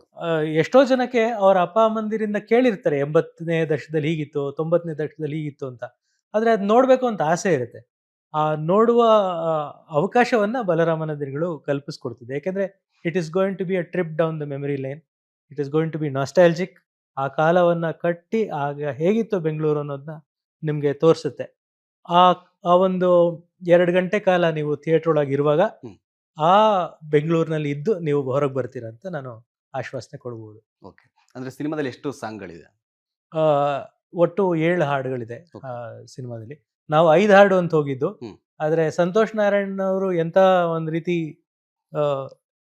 Unexpected and unpredictable music director ಅಂದ್ರೆ, ಕೆಲವು ಕಡೆ ರೀ ರೆಕಾರ್ಡಿಂಗ್ ಅಲ್ಲಿ ಕೂಡ ಅವರು ಹಾಡನ್ನ ಸೇರಿಸಿದ್ರು. ಅದ್ಭುತವಾದ, ಅಂದ್ರೆ ಇಡೀ ಆಲ್ಬಮ್ ಒಂದ್ ಹಾಡು ಇನ್ನೊಂದು ಹಾಡಕ್ಕೂ ಬಹಳ ಡಿಫ್ರೆನ್ಸ್ ಇದೆ. ಶುರು ಅಂತ ಒಂದು ಮೆಲಡಿ ಇದೆ, ಟಾಟಾ ಟಾಟಾ ತರ ಒಂದು ತಪಾಂಗ್ ಸ್ಟೈಲ್ ಒಂದು ಸಾಂಗ್ ಇದೆ, ಒಂದು ಐಟಮ್ ಸಾಂಗ್ ಇದೆ, ಒಂದು ಬಹಳ ಕ್ಲಾಸಿಕಲ್ ಮ್ಯೂಸಿಕ್ ತರದೊಂದು ಇದೆ, ವಿಜಯ್ ಪ್ರಕಾಶ್ ಅವ್ರು ಹಾಡಿರುವಂಥದ್ದು. ಆಮೇಲೆ ಒಬ್ಬ ಚಿಕ್ಕ ಹುಡುಗ, 5 ವರ್ಷದ ಹುಡುಗ ಝೋಹಾನ್ ಅಂತ ಒಂದು ತುಂಬಾ ಅದ್ಭುತವಾದ ಹಾಡನ್ನ ಹಾಡಿದಾನೆ. ಆಲೋಕೆ ಅವರು ಒಂದು ರ್ಯಾಪ್ ಸಾಂಗ್ ಮಾಡಿದ್ದಾರೆ. ಸೊ ಈ ರೀತಿ ಇಡೀ ಆಲ್ಬಮ್ಮೇ ಒಂದು ರೀತಿಯ ಫುಲ್ ರೇಂಜ್ ಶೈಲಿಯ ಮ್ಯೂಸಿಕ್ ಇರುವಂತ, ಅದು ಎಲ್ಲ 80s and 90s ಗೆ ಸೇರಿದಂತ ಮ್ಯೂಸಿಕ್. ಸೊ ಅಲ್ಲೂ ಕೂಡ ಸಂಗೀತದಲ್ಲೂ ಕೂಡ ಆ ಒಂದು ರೆಟ್ರೋ ಫೀಲ್ ಬಿಟ್ಟಿಲ್ಲ, ಅಲ್ಲೂ ಕೂಡ ಟಚ್ ಇದೆ. ಹೌದು. ಓಕೆ. ಸೊ ಇಂಟರ್ವ್ಯೂ ಪ್ರಾರಂಭಕ್ಕೆ ಅಂದ್ರೆ ಪ್ರೀವಿಯಸ್ ಇಂಟರ್ವ್ಯೂ ಟೈಮಲ್ಲಿ ಇನ್ನು ಗ್ಯಾಪ್ ಅಲ್ಲಿ ನಮ್ಮ ವಿನೋದ್ ಸರ್ ಗುನುಕ್ತಾ ಇದ್ರು ಒಂದು ಸಾಂಗು. ಅದು ನಿಮ್ ಸಿನಿಮಾದ ಅಥವಾ ಯಾವ್ದಂತ ಒಂದು ಸಿನಿಮಾ ಲೈನ್ ಆಡ್ಬೋದಾ ಅಂತ ಸಾಂಗ್? ಶುರುದ ವೈಲಿನ್ ಬಿಟ್ಟಿದ್ದು. ಓಕೆ. ವೈಲಿನ್ ಬಿಟ್ಟು ತುಂಬಾ ಇಷ್ಟ. ಅಲ್ಲಿ ಲಾಸ್ಟ್ ಅಲ್ಲಿ ಒಂದು ವೈಲಿನ್ ಬಿಟ್ಟು ಬರುತ್ತಲ್ಲ, that is wonderful violin bit. Of course violin ಬಿಟ್ಟು ಅವ್ರು ನೀವು ಕೇಳಬೇಕು ಅದನ್ನ. ಓಕೆ. ನಾನು ಅದನ್ನೇ ಅದೇ ಹೋಗ್ತಿರುತ್ತೆ. ಒಂದ್ ಲೈನ್ ಹೇಳ್ಬೋದಾ? ವಯಲಿನ್ ಅಲ್ಲ, ಅವ್ರೊಂದು ಸಾಂಗ್ ಹೇಳ್ತಾ ಇದ್ರು. ಇಲ್ಲ, ಸುಮ್ಮನೆ ಅದು ಮೇಕಪ್ ಮಾಡ್ಬೇಕು ಬೇರೆ ಬಟ್ ಇಲ್ಲ ಇದ್ದಿರ್ದೆ. ಬಟ್ ಯಾಕೆ ಅದು ಅಂದ್ರೆ ನೆನ್ನೆಯಿಂದ ನಾವು ಒಂದಿಷ್ಟು ಇಂಟರ್ವ್ಯೂ ಕೇಳಿದ ತಕ್ಷಣ ಇಮ್ಮಿಡಿಯೇಟ್ ಆಗಿ ಅದೇ ಹೋಗುತ್ತೆ. ಅವ್ರಿಗೆ ಒಂದು ಅಡಿಕ್ಷನ್ ಹಾಡು. ಶುರು ಅವರು ಸುಮ್ಮನೆ ಕೂತ್ಕೊಂಡು ಮಾತಾಡ್ತಿರುವಾಗ ಯಾರು ಒಬ್ರು ಶುರು ಬಗ್ಗೆ ಮಾತಾಡಕ್ ಶುರು ಮಾಡ್ಬಿಟ್ರೆ ನೆಕ್ಸ್ಟ್ ಇಡೀ ದಿವಸ ಅದನ್ನೇ ಗುನುಕ್ತಾ ಇರ್ತಾರೆ ಅವರು. ಅದು ತುಂಬಾ ಸತಿ ಆಗಿದೆ ಅವ್ರಿಗೆ. ಹೌದು. ಅಂದ್ರೆ ಸಿ ಐ ಲವ್ ಇನ್ಸ್ಟ್ರೂಮೆಂಟ್ಸ್. ನನಗೆ ಸೋಲೋ ವೈಲಿನ್ ಆಗಲಿ, ಸೋಲೋ ಗಿಟಾರ್, ಬಾಸ್ ಗಿಟಾರ್ ಆಗಲಿ, ಅಥವಾ ಟ್ರಂಪಟ್, ಟ್ರಂಫೋನ್, and these instruments, especially flute and mandolin. ನಾನು ಮ್ಯಾಂಡ್ಲಿನ್ ತುಂಬಾ ಇಷ್ಟ. ಓಕೆ. ಸೊ ಇದನ್ನೆಲ್ಲ ನೀವು ಸೋಲೋ ಅಂಡ್ ಲೈವ್, ನೀವು ನಿಮ್ಗೆ ಗೊತ್ತಿಲ್ಲ ನಮ್ಗೆ ಡಿಫ್ರೆನ್ಸ್ ಅದನ್ನ ಗೊತ್ತಾಗತ್ತಾ ಇಲ್ಲ ಅಂತ ಹೇಳಿ. When you go with live ಅಲ್ಲ, you have that air and that string. ನೀವು ಗಿಟಾರ್ ಅಲ್ಲಿ ಹಿಂಗೆ ಆ ಸ್ಟ್ರಿಂಗ್ ನ ನೀವು ಮಾಡಿದಾಗ ಆ ರಬ್ಬಿಂಗ್ ಒಂದು ಎಫೆಕ್ಟ್ ವಿತ್ ದಟ್ ನಿಮ್ಗೆ ಆ ಟೋನ್ ಬರುತ್ತೆ. ದೋಸ್ ನಿಮ್ಗೆ it will be very haunting. Especially violin ನಿಮ್ಗೆ ಹ್ಯಾಪಿ ಅಂಡ್ ಸ್ಯಾಡ್, ಈ 2 ಮೂಡ್ನ ನಿಮ್ಗೆ ಸಪೋರ್ಟ್ ಮಾಡೋದು ವೈಲನ್. ಗಿಟಾರ್ ಮಾಡಕ್ಕಾಗಲ್ಲ, ಕೀಸ್ ಮಾಡಕ್ಕಾಗಲ್ಲ, piano board. Violin has that. ನನ್ಗೆ ಅದಕ್ಕೆ ವೈಲನ್ ತುಂಬಾ ಇಷ್ಟ. ವೆನ್ ಸನಾ ಅವರು ವೈಲನ್ ಕೊಟ್ಟಾಗ ಐ ವಾಸ್ ಲೈಕ್ ಓವರ್ವೆಲ್ಮ್ಡ್. ಅದನ್ನೇ ಕೇಳ್ಕೊಂಡು ನಾನು ಫಸ್ಟ್ ನಮ್ ಟ್ಯೂನ್ ಬಂದಾಗ ಇನ್ನೂ ಅದು ಪರ್ಫೆಕ್ಟ್ ಆಗಿರ್ಲಿಲ್ಲ. ಡೈರೆಕ್ಟರ್ ಸರ್ಗೂ ನನಗೂ ಮಾತ್ರ ಇಷ್ಟ ಆಗಿದ್ದು, ಅದು ಇನ್ನೂ ರಾ ಇತ್ತು. ತುಂಬಾ ಸ್ಲೋ ಇದೆ, ಬಟ್ ಇದು ಹಿಂಗಿದೆ. But I just love that. And of course ನೋಡೋಣ ಇನ್ನು ಮುಂದೆ.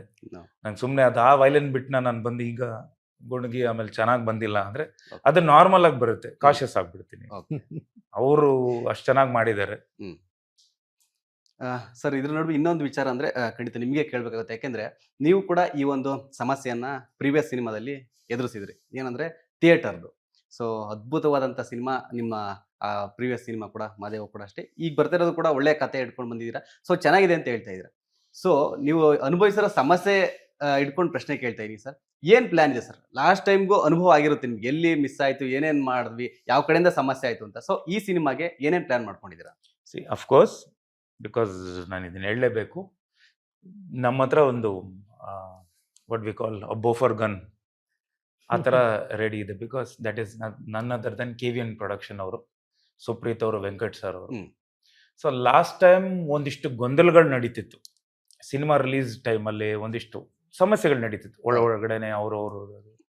ಸೊ ಆ ಟೈಮಲ್ಲಿ ಡಿಸ್ಟ್ರಿಬ್ಯೂಟರ್ ನಮಗೆ ಬೇರೆಯವ್ರು ಏನೋ ಮಾಡಬೇಕಾಗಿತ್ತು. ಅದಾದ್ಮೇಲೆ ಒಂದಿಷ್ಟೆಲ್ಲ ಸಮಸ್ಯೆಗಳಾಗಿ ಅದೇನೋ ಪ್ರಾಬ್ಲಮ್ಗಳಾಗಿ, ಒಬ್ರು ನನ್ಗೆ ಈ ಡಿಸ್ಟ್ರಿಬ್ಯೂಟರ್ ಬೇಕು ಅಂತ, ಇನ್ನೊಬ್ರು ಇಲ್ಲ ನನ್ಗೆ ಈ ಡಿಸ್ಟ್ರಿಬ್ಯೂಟರ್ ಬೇಕು ಅಂತಲ್ಲ, ಒಂದಿಷ್ಟೆಲ್ಲ ಪ್ರಾಬ್ಲಮ್ಗಳಾಗಿ ಫೈನಲಿ ಬೇರೆಯವ್ರು ತಗೊಂಡಾಗ ಅವ್ರಿಗೂ ಟೈಮ್ ಇರಲಿಲ್ಲ ಡಿಸ್ಟ್ರಿಬ್ಯೂಟ್ ಮಾಡೋಕ್ಕೆ. ಆ ಒಂದು ಟೈಮ್ ಇರಲಿಲ್ಲ.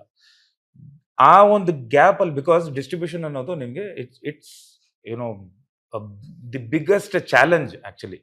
ಒಂದು ಸಿನಿಮಾ ನಾವು ಮಾಡಿ ಏನೇ ಮಾಡಿದ್ರು ಕರ್ಕೊಂಡು ಹೋಗಿ ಅದನ್ನ ಇಂಥ ಥಿಯೇಟರ್ ಇಂಥ ಟೈಮಿಂಗ್ ಅಲ್ಲಿ ರಿಲೀಸ್ ಮಾಡಿ ಇಂಥ ಜನ ಬರೋದನ್ನ ಕ್ಯಾಲ್ಕುಲೇಟ್ ಮಾಡೋ ಕ್ಯಾಲ್ಕುಲೇಷನ್ ಇದೆ ಗೊತ್ತಾ? ಹೌದು, that is the biggest challenge ನಮ್ಗೆ. ಈ ಸಿನಿಮಾದಲ್ಲಿ ಅದನ್ನ ಆಗೋದೇ ಆಗೋ ಚಾನ್ಸೇ ಇಲ್ಲ. ಯಾಕಂದ್ರೆ they are the masters KVN ಅವರು. ದೇನೋ ಯಾವ ಟೈಮಲ್ಲಿ ಎಲ್ಲಿ ಬರ್ತಾರೆ ಅಂತ. ಲಾಸ್ಟ್ ಟೈಮ್ ನಾನು ಚೇಂಬರ್ಗೆ ಹೋಗಿ ನನ್ನ ಒಳ್ಳೆ ಸಿನಿಮಾ ರಾಂಗ್ ಟೈಮಿಂಗ್ಸ್ ಕೊಟ್ಟಿದ್ರು. ಬೇರೆ ಹಿಂದಿ ಸಿನಿಮಾಗೆ 11 ಶೋ ಕೊಟ್ಟು ಮಾದೇವಾಗೆ ಬೆಳಗ್ಗೆ 7:30ಗೆ, ಅದಾದ್ಮೇಲೆ ನೈಟ್ 9:30 ಶೋ ಅಂತ ಮಾಡ್ಬಿಟ್ಟಿದ್ರು. ಕರೆಕ್ಟ್ ಆಗಿ ಒಂದು ವಾರಕ್ಕೆ ಜನ ಪಿಕಪ್ ಆಗ್ತಿದ್ದಾರೆ. ಸೊ ಈ ಫ್ರೈಡೆ ರಿಲೀಸ್ ಆಗುತ್ತೆ, ಈ ಫ್ರೈಡೆ ಇಷ್ಟು ಕಲೆಕ್ಷನ್ ಆದ್ರೆ ಈ ಫ್ರೈಡೆ ಇಷ್ಟ ಆಗಿರುತ್ತೆ. ಸೊ ನಮ್ಗೆ ಆ ಟೈಮ್ ಬೇಕು. ಬಿಡಿ, ಕನ್ನಡ ಸಿನಿಮಾಗೆ ಒಂದಿಷ್ಟು ಟೈಮ್ ಬಿಡಿ, ಬರ್ತಾರೆ ಜನ. ಮೌತ್ ಟಾಕ್ ತುಂಬಾ ಚೆನ್ನಾಗಿದೆ. ಹೌದು, ನಾನು ಅದಾದ್ಮೇಲೆ ಚೇಂಬರ್ ಅಲ್ಲಿ ನಾನು ಕೂತ್ಕೊಂಡು ಹೇಳಿದ್ದು, ಸರ್ ನನ್ನ ಪ್ರೀವಿಯಸ್ ಸಿನಿಮಾ ಚೆನ್ನಾಗಿಲ್ಲ ಅಂದ್ರೆ ನಾನೇ ಬಂದಿರಲಿಲ್ಲ ಸರ್. ಓಕೆ, ಈ ಸಿನಿಮಾ ಚೆನ್ನಾಗಿದೆ, ಜನ ನೋಡ್ತಿದ್ದಾರೆ, ಆಲ್ರೆಡಿ ಮನೆಯಿಂದ ಹೊರಡ್ತಿದ್ದಾರೆ, ಬರ್ತಿದ್ದಾರೆ, ಈ ಸಿನಿಮಾ ಕಡೆ ಮುಖ ಮಾಡ್ತಿದ್ದಾರೆ, ಟೈಮ್ ಕೊಡಿ ನಮ್ಗೆ, ಇನ್ನೊಂದು ವಾರ ಕೊಡಿ ಅಂತ ನಾನು ಆ ಒಂದು ಸಮಸ್ಯೆ ಹೋಗಿ ಕೇಳಿದ್ದು. ಅದೊಂದಿಷ್ಟು ರಾಂಗ್ ಆಗಿ ಏನೋ ಥಿಯೇಟರ್ಗಳು ಕೊಡ್ತಾ ಇಲ್ಲ ಅಂತ ಆಗಿತ್ತು. ಬಟ್ ಅಫ್ಕೋರ್ಸ್ ಆ ಟೈಮಲ್ಲೂ ನನ್ನ ಜೊತೆ ನಮ್ಮ ಅನಿಲ್ ಅವರು PR ಇದ್ರು, ಅಂಡ್ ಎಲ್ಲಾ ಮಾಧ್ಯಮದವರು ನಾನು ತುಂಬಾ ಸಪೋರ್ಟ್ ಮಾಡಿದ್ರು. ಎಸ್ಪೆಷಲಿ ಈಗ ಸೋಷಿಯಲ್ ಮೀಡಿಯಾ ಆಗ್ಲಿ, ನೀವಾಗ್ಲಿ, ಎಲ್ಲ ಮಾಧ್ಯಮದವ್ರು ಏನ್ ಮಾಡಿದ್ರು ಅಂದ್ರೆ, ಅಫ್ಕೋರ್ಸ್ ಕರೆಕ್ಟ್ ಚೆನ್ನಾಗಿದೆಯಲ್ಲ ಈ ಸಿನಿಮಾ ಅಂತ ಎಲ್ಲಾರು ನನ್ನ ಜೊತೆ ಚೇಂಬರ್ಗೆ ಬಂದು ಅವರು ಕ್ವಶನ್ ಮಾಡಿದ್ರು. ಹೌದು, ನಾನ್ ಮಾತ್ರ ಕೇಳಿಲ್ಲ, ನಾನು ಬಂದು ಜಸ್ಟ್ ಫೇಸ್ ಆಗಿದ್ದೆ. ಬಟ್ ಎಲ್ಲ ಕೂತ್ಕೊಂಡು, ಹೌದು ಯಾಕೆ ಹಿಂಗ್ ಆಗ್ತಿದೆ, ನೀವು ಕರೆಕ್ಟ್ ಆಗಿ ಇದು ಮಾಡ್ತಾ ಇಲ್ಲ, ನೀವು ಕನ್ನಡ ಪ್ರಾಮುಖ್ಯತೆ ಕೊಡ್ತಾ ಇಲ್ಲ ನೀವು ಅಂತ ಪ್ರತಿಯೊಬ್ರು ಧ್ವನಿ ಎತ್ತಿದ್ರು. ನನ್ಗೆ ಎಷ್ಟು ಖುಷಿ ಆಯ್ತು ಅಂದ್ರೆ, ಅಲ್ಲಿಗೆ ಅದು ಸ್ಟಾಪ್ ಆಗಿಲ್ಲ. ಅದಾದ್ಮೇಲೆ ಥಿಯೇಟರ್ಗಳಿಗೆ ಹೋಗಿ ವಿಸಿಟ್ ಮಾಡಿ ಜನ ಇರೋರು ಹೊರಗಡೆ ಬರ್ತಿದ್ದಾರೆ ಅಂದ್ರೆ ವಿಡಿಯೋಗಳು ಮಾಡ್ಕೊಂಡು, ನೋಡಿ ಜನ ಇದಾರೆ, ಕನ್ನಡ ಸಿನಿಮಾಗೆ ಜನ ಬರ್ತಿಲ್ಲ ಅಂತ ಹೇಳ್ತಿದಾರಲ್ಲ, ಬರ್ತಿದ್ದಾರೆ, ಯಾಕೆ ಹೋಗ್ತಿಲ್ಲ, ನೀವು ಕೊಡ್ತಾ ಇಲ್ಲ ಅಂತ ಅವರು ಪ್ರಶ್ನೆ ಮಾಡೋದು. ಅದು ನಮಗೆ ತುಂಬಾ ಪ್ಲಸ್ ಆಗಿ, ಅದಾದ್ಮೇಲೆ ಸಿನಿಮಾ ಬಂದು ಆಲ್ಮೋಸ್ಟ್ ಒಂದು 15ರಿಂದ 18 ಸೆಂಟರ್ಸ್ ಅಲ್ಲಿ 50 days ಕಂಪ್ಲೀಟ್ ಆಯ್ತು ಸಿನಿಮಾ. ಸೊ ಈ ಒಂದು ದೆನ್ ಅದಾದ್ಮೇಲೆ ನಾನು ತುಂಬಾ ದೊಡ್ಡವ್ರ ಹತ್ರ ಇಂಡಸ್ಟ್ರಿ ನಮ್ಮ ಹಿರಿಯರ ಹತ್ರ ಎಲ್ಲ ಮಾತಾಡಿದ್ದೆ. ನಾನು ಮುಂದಕ್ಕೆ ಆಗೋದ್ ಬೇಡ, ನನಗ್ ಮಾತ್ರ ಅಲ್ಲ, ನಾನು ಆಮೇಲೆ ಹೇಳಿದ್ದೆ, ನನಗ್ ಮಾತ್ರ ಅಲ್ಲ ಸರ್, ಎಲ್ರಿಗೂ ಆಗ್ತಿದೆ. ಸೊ ಇದು ನನ್ನ ಸಿನಿಮಾ ಬಂದಿದ ತಕ್ಷಣ ನಾನು ಬಂದಿದ್ದೀನಿ ಅಂತಲ್ಲ, ಇದೊಂದು ಅವಕಾಶ ಸಿಕ್ಕಿದೆ ನನಗೆ ಮಾತಾಡಕ್ಕೆ. ಯೂಶಲಿ ನಾವು ಮಾತಾಡಕ್ ಬಂದಾಗ ನಿನ್ಗೇನಪ್ಪ, ನಿಂಗೆ ಯಾವ್ದು ಆಮೇಲೆ ನೋಡ್ಕೊಳ್ಳೋಣ ಅಂತ ಕಳಿಸ್ಬಿಡ್ತಾರೆ. ಇದು ನಂದು, ಈಗ ನನ್ನ ಸಿನಿಮಾ, ನಾನು ಬಂದಿದ್ದೀನಿ, ನನ್ಗೆ ಅವಕಾಶ ಬಂದು ಮಾತಾಡಿ ಅಂತ ಎಲ್ಲರ ಹತ್ರನೂ ಕೇಳಿ. ಆ ಟೈಮಲ್ಲಿ ನನ್ ವಿನೋದ್ ರಾಜ್ ಸರ್ ಅವರು ಧ್ವನಿ ಎತ್ತಿದ್ರು, ಸೃಜನ್ ಲೋಕೇಶ್, ಆಮೇಲೆ ಶಿವಣ್ಣ ಅವರು, ಹೌದು ನನ್ಗೆ ಇದಾಯ್ತು, ಬೇಜಾರಾಯ್ತು ಅಂತ ಬಹಳಷ್ಟು ನಟರು ಹೇಳಿದ್ರು, ಕೆಲವರು ಟ್ವೀಟ್ ಎಲ್ಲ ಮಾಡಿದ್ರು. ಸೊ ಈ ಒಂದು ಸಿನಿಮಾಗ ಆಗಲ್ಲ, ಯಾಕಂದ್ರೆ ಅದೆಲ್ಲ ದಾಟ್ ಬಂದಿದೀವಿ. ಅಲ್ಲ ಸರ್, ಆ ಟೈಮಲ್ಲಿ ಇನ್ನೊಂದು ವಿಚಾರ ಕೂಡ ಚರ್ಚೆ ಆಯ್ತು. ಏನಂತಂದ್ರೆ, ವಿನೋದ್ ಪ್ರಭಾಕರ್ ಅವ್ರೇನು ಸಿನಿಮಾ ಇದಕ್ಕೆ ಹೊಸಬ್ರಲ್ಲ. ಸೊ ಅವರಿಗೆ ಈ ಸಮಸ್ಯೆ ಬಂದೆ, ಇನ್ನು ಕೆಲವರು ನಮ್ಮಂತವ್ರು ಹೊಸಬ್ರು ಬಂದ್ರೆ ಏನ್ ಕತೆ ಅನ್ನೋದು ಕೂಡ ಹೊಸಬ್ರಿಗೆ ಒಂದ್ ಸ್ವಲ್ಪ ಭಯ ಹುಟ್ಟಿಸೋ ತರ ಇತ್ತು. ಸೊ ನೀವು ಅವಾಗ ಎಂಟ್ರಿ ಆಗಿ ಸ್ವಲ್ಪ ಏನು ಅಂದ್ರೆ ಅದನ್ನ ಏನು ಸಮಸ್ಯೆ ಆಗಿದೆ ಅನ್ನೋ ಧ್ವನಿ ಎತ್ತಿ ಮಾತಾಡಿದ್ರೆ, ಸೊ ಅವರಿಗೂ ಸ್ವಲ್ಪ ಭರವಸೆ ತರ ಆಯ್ತು, ಅಂದ್ರೆ ಆ ಭಯ ಹೋಗೋ ತರ ಆಯ್ತು. ಹೌದು, ನಾನು ಆ ತರದ ಪ್ರಶ್ನೆ ಮಾಡಕ್ ಸ್ಟಾರ್ಟ್ ಮಾಡಾದ್ಮೇಲೆ ಸುಮಾರು ಸಿನಿಮಾಗಳು ನಾನು ನೋಡಿದೆ. ಸುಮಾರು ಸಿನಿಮಾಗಳು ದೇ ಸ್ಟಾರ್ಟೆಡ್ ಕ್ವೆಶ್ಚನಿಂಗ್. ಹೌದು, ಹೋಗಿದ್ರು, ನಮಗೂ ಬೇಕು ಥಿಯೇಟರ್ಸ್ ಕೊಡಿ ಅಂತೇಳಿ. ಬಟ್ ಆಕ್ಚುಲಿ ನಾವು ಎಂಡ್ ಆಫ್ ದ ಡೇ ಏನಾಗುತ್ತೆ ಅಂದ್ರೆ, ಸಿನಿಮಾ ಚೆನ್ನಾಗಿದ್ದಾಗ ಪ್ರೇಕ್ಷಕರು ಬರ್ತಾ ಇದ್ದಾರೆ ಅಂದಾಗ ನಾವು ಹೋಗಿ ಕೇಳೋದ್ರಲ್ಲಿ ಕರೆಕ್ಟ್ ಆಗಿದೆ. ಸಪೋಸ್ ನಮ್ಮ ಸಿನಿಮಾ ಚೆನ್ನಾಗಿಲ್ಲ, ಜನನೇ ಬರ್ತಿಲ್ಲ ಅಂದ್ರೆ ಶೋಗಳು ಕೊಡಿ ಅಂತ ಕೇಳೋದು ತಪ್ಪು. ಕರೆಕ್ಟ್. ತಪ್ಪಾಗತ್ತೆ. ನಮ್ 100% ನಾವು ಸುಮ್ಮನೆ ಥಿಯೇಟರ್ನ ರನ್ ಮಾಡೋಕ್ಕಾಗಲ್ಲ. ಹೌದು. ಅವ್ರದ್ದು ಒಂದು ಸಾವಿರ ಸಮಸ್ಯೆಗಳಿರುತ್ತೆ. ಕರೆಂಟ್ ಬಿಲ್ ಕಟ್ಟಬೇಕು, ಕೆಲ್ಸದವ್ರು ಮಾಡಬೇಕು, ರೆಂಟ್ ಕಟ್ಟಬೇಕು, ಹೌದು. ಅವ್ರಿಗೂ ಸಾವಿರಾರು ಇರುತ್ತೆ. ಸೊ ಅಫ್ಕೋರ್ಸ್ ನಾನು ಕೇಳೋದ್ರಲ್ಲಿ ನಾನು ತುಂಬಾ ಜೆನ್ಯೂನ್ ಆಗಿತ್ತು. ಸಿನಿಮಾ ಚೆನ್ನಾಗಿದೆ, ಜನ ಬರ್ತಿದ್ದಾರೆ ಅಂತ ಕೇಳಿದ್ದೆ. ಅದಾದ್ಮೇಲೆ ಖಂಡಿತ ಸಿನಿಮಾ ಚೆನ್ನಾಗಿತ್ತು ಅಂದ್ರೆ ಆಮೇಲೆ ನಮ್ಮ ಟೀಸರ್ ದಿನಾನು ನಾನು ಹೇಳಿದ್ದೆ, ಸರ್ ಒಂದು ಸಿನಿಮಾ ಆ ಸಿನಿಮಾ ಪ್ರಚಾರ ಮಾಡೋದು ಅಥವಾ ಸಿನಿಮಾ ಚೆನ್ನಾಗಿದ್ರೆ ಆ ಸಿನಿಮಾನೇ ಜನರನ್ನ ಒಳಗಡೆ ಕರ್ಕೊಂಡ್ಬರುತ್ತೆ. ಯಾರೇ ಬಂದು ಪಬ್ಲಿಸಿಟಿ ಮಾಡಿದ್ರು, ಯಾರೇ ಬಂದು ಸ್ಟೇಜ್ ಮೇಲೆ 1 hour ಯಾರು ಬಂದು ಮಾತಾಡೋರು ಸಿನಿಮಾದಲ್ಲಿ ಆ ಪವರ್ ಇತ್ತು ಅಂದ್ರೆ ಖಂಡಿತ ಬರ್ತಾರೆ. ಹೌದು. ಇನ್ನು ಚೈತನ್ಯ ಸರ್, ನೀವು ಈ ಕ್ರೈಮ್ ಓರಿಯೆಂಟೆಡ್ ಅಥವಾ ರಿಯಲಿಸ್ಟಿಕ್ ಸ್ಟೋರಿಗಳಲ್ಲಿ ಸ್ಟ್ರಾಂಗ್ ಅನ್ನೋದನ್ನ ನಾನು ಮತ್ತೆ ಹೇಳೋ ಅವಶ್ಯಕತೆ ಇಲ್ಲ. ಸೊ ನೀವೇ ಪ್ರೂವ್ ಮಾಡ್ಕೊಂಡಿದ್ರೆ ಆ ದಿನಗಳಿಂದ ಅಲ್ಲಿಂದನೂ ಕೂಡ. ಸೊ ಅದ್ರ ಜೊತೆ ಇನ್ನೊಂದು ಟಾಪಿಕ್ ಬರುತ್ತೆ. ಏನಂತಂದ್ರೆ ಕೆಲವರು ಕಂಪೇರ್ ಮಾಡ್ತಾರೆ, ಅಂದ್ರೆ ಮಲಯಾಳಂ ರೀತಿಯ ಕತೆ ಅಂದರ ಹೊಂದಿರತಕ್ಕಂಥ ಸಿನಿಮಾಗಳು ಬರ್ಬೇಕು ಕನ್ನಡದಲ್ಲಿ, ಆ ಥರ ಬರ್ತಾ ಇಲ್ಲ, ಬಂದರೂ ಕೂಡ ಬೆರಳೆಣಿಕೆ ಅಷ್ಟು ಅಂತ ಇದೆ. ಸೊ ಇದ್ರ ಬಗ್ಗೆ ನಿರ್ದೇಶಕರಾಗಿ ನೀವೇನು ಹೇಳ್ತೀರಾ? ಅಂದ್ರೆ ನಮ್ಮಲ್ಲಿ ಟೆಕ್ನಿಕಲಿ ತುಂಬಾ ಸ್ಟ್ರಾಂಗ್ ಇದೆ ಕನ್ನಡ ಸಿನಿಮಾ. KGF ಮುಖಾಂತರ ಅದೆಲ್ಲ ಅದನ್ನ ಪ್ರೂವ್ ಮಾಡಿಕೊಟ್ಟಿದೆ. ಮಲಯಾಳಂನ ದೊಡ್ಡ ಸ್ಟ್ರೆಂತ್ ಅಂತಂದ್ರೆ ರೈಟಿಂಗ್. ಹೌದು. ನಮ್ಮಲ್ಲಿ ರೈಟರ್ಸ್ ನಾವು ಗುರುತಿಸಿಲ್ಲ, ಅವ್ರಿಗೆ ಕೊಡಬೇಕಾಗಿರೋ ವ್ಯಾಲ್ಯೂನ್ ಕೊಟ್ಟಿಲ್ಲ. ಆಮೇಲೆ ಒಂದು ರೈಟಿಂಗ್ ಎನ್ವಿರಾನ್ಮೆಂಟ್ನ ನಾವು ಕ್ರಿಯೇಟ್ ಮಾಡೋಕ್ಕಾಗಿಲ್ಲ.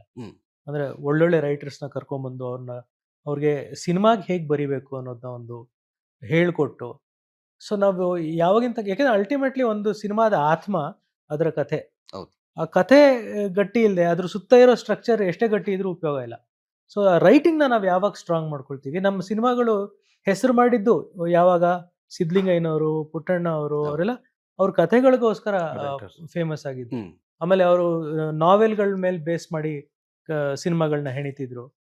ಆ ರೀತಿಯ ಟ್ರೆಂಡ್ ವಾಪಸ್ ಬಂದಾಗ ಏನಾಗುತ್ತೆ, ಈಗ ನಮ್ಗೆ ಟೆಕ್ನಿಕಲಿ ಇಷ್ಟು ಸ್ಟ್ರಾಂಗ್ ಆಗಿರೋದ್ರಿಂದ ನಮ್ಮ ರೈಟಿಂಗು ಸ್ಟ್ರಾಂಗ್ ಆಗ್ಬಿಟ್ರೆ ನಮ್ಮ ಇಡೀ ಚಿತ್ರರಂಗನ ಹಿಡಿಯೋಕೆ ಆಗಲ್ಲ, ಅಷ್ಟು ದೊಡ್ಡದಾಗಿ ಬೆಳಿಬೋದು ನಾವು. ಓಕೆ.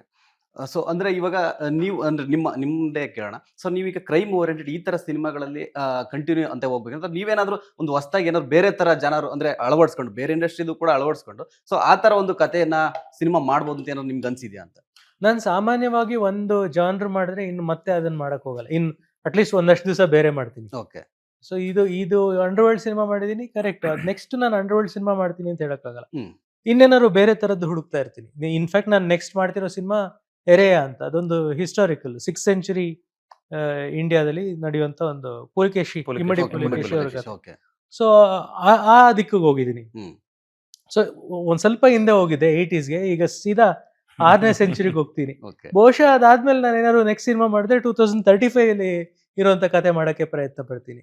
ಸೊ ನಾನು I want to keep experimenting. Okay, ಅದೇ ಕರೆಕ್ಟ್ ಸರ್. ನಿಮ್ದು ಎಕ್ಸ್ಪೆರಿಮೆಂಟ್ ಆಗಲಿ, ನಿಮ್ಮ ಇದು ಕರೆಕ್ಟ್ ಇದೆ. ಎಲ್ರಿಗೂ ಅಂದ್ರೆ ಒಂದೇ ತರ ಮಾಡ್ತಿದ್ರೆ ನೋಡೋರಿಗೂ ಕೂಡ ಬೇಜಾರಾಗುತ್ತೆ. ಸೊ ಇದ್ರಲ್ಲೇ ಇವ್ರು ಇದೇ ತರ ಕತೆ ಮಾಡಿ ನೋಡೋರ್ಗ್ ಬೇಜಾರಾಗೋದು ಒಂದು, ಮಾಡೋರ್ಗ್ ಬೇಜಾರಾಗಬಾರ್ದು. ಹೌದು, ಮಾಡೋರ್ಗೂ ಬೇಜಾರಾಗುತ್ತೆ ಒಂದೇ ತರ ಸಿನಿಮಾ ಮಾಡ್ತಾ ಇದ್ರೆ. ಹೌದು, ಅದು ಪ್ರಾಬ್ಲಮ್.